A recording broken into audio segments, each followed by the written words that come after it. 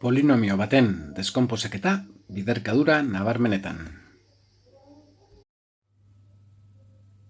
Biderkadura nabarmenekin jarraituz, ikusi dugu aurretik nola garatzen diren biderkadura hauek, bai? Labur bidezko formula hauen bitartez, bai? Orduan, adibidez, ikusi dugu honelako adierazpen bat, x gehi bost, berbi, kasu honetan batuketa baten karratua, lehenengo labur bidezko formula izango litzateke, eta hau garatuko genuke orduan, non a den x eta b den bost, garatuko genuke honela, ez? A berbi izango litzateke x berbi, gehi, bi bider a bider b, bi bider x bider bost, amar x, eta gehi b berbi, kasu honetan b denez bost, bost berbi, hogeta bost, bai?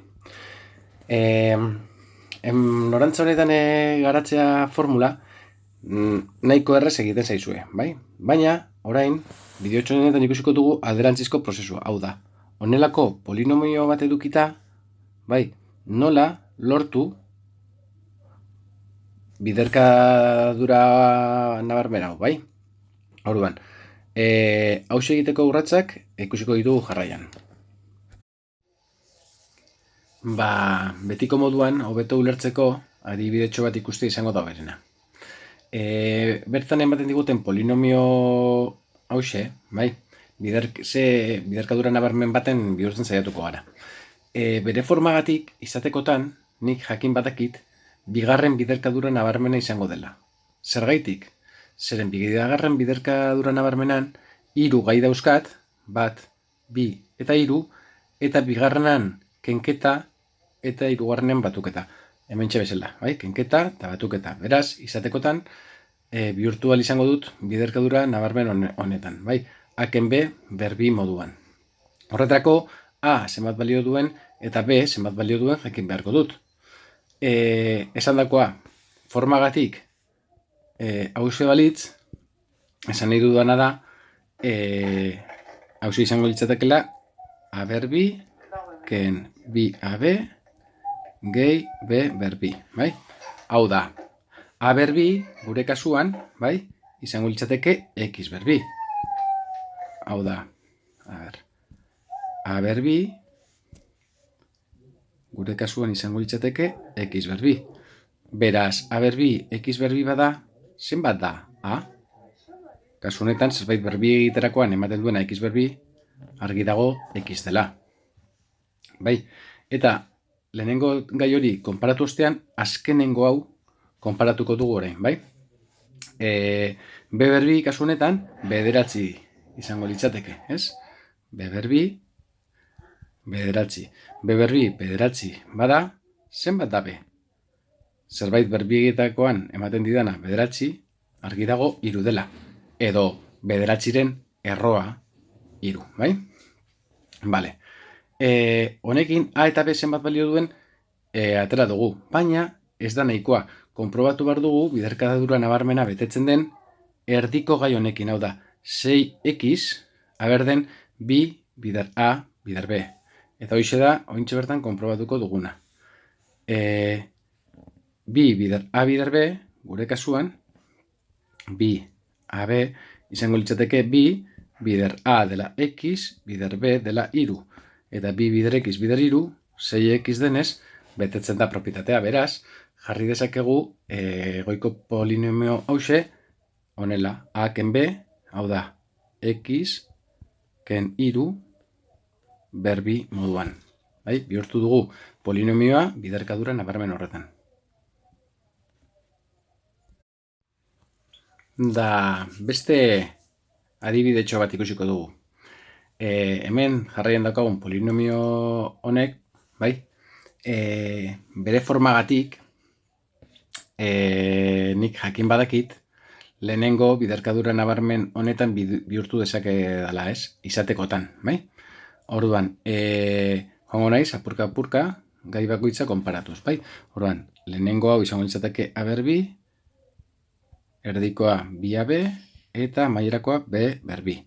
Eta, beti bezala, lehenengo hasiko naiz, A eta Bek zenbat balio duten aztertzen, bi gai hauek konparatuta. Hau da, A berbi nire adibide honetan lau x ber lau bada, zenbat litzateke a? Hau da, zerbait berbi egiterakoan emango didana lau x ber lau.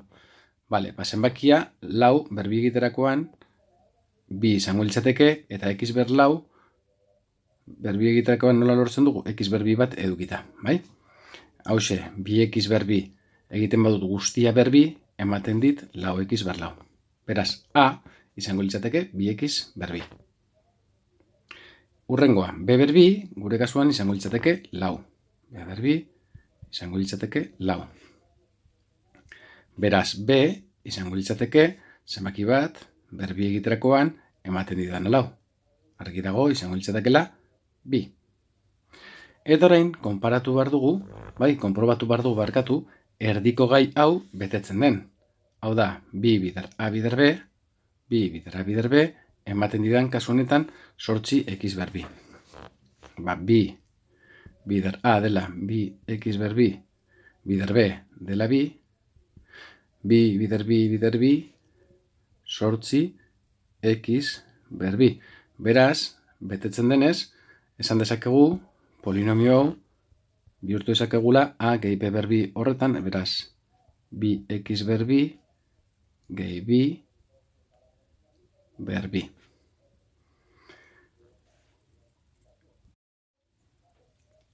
Eta hirugarren eta azken adibide honekin amaituko dugu bideotxoa, bai? Bertan daukagun polinomio hause, bai? Dakan formagatik nik badakit izatekotan hirugarren biderkadura nabarmen honetan bihurtu ahal izango dudala, bai? Izan ere, bere forma dauka zerbait berbi, ken beste zerbait berbi, bai? Kenketa batekin erdian, bi gai, bai? Gai bat eta beste gai bat kenketa batekin erdian. Beraz, hau izango litzateke a berbi, ken b berbi. Hau da, a berbi, gure kasuan izango litzateke 16 x ber lau. Beraz, zenbat litzateke a? Kasu honetan, a izango litzateke 16-ren erroa lau, bai? Berbi egiterakoan lau berbi 16 ematen didalako, eta x berbi, bai? Berbi egiterakoan x ber lau ematen didalako. Eta b berbi, kasu honetan izango litzateke lau x berbi. Hau da, orduan b izango litzateke zenbakia bi berbi egiterakoan lau ematen didalako, eta x letra berbi egiterakoan x berbi ematen didalako. Beraz, argi dago, polinomio hau bihurtu dezakedala a gehi b bider a ken b. Hau da, lau x ber bi gehi bi x a gehi b bider gauza bera, baina kenketa batekin erdian. Hauxe, hirugarren eta azken adibidea.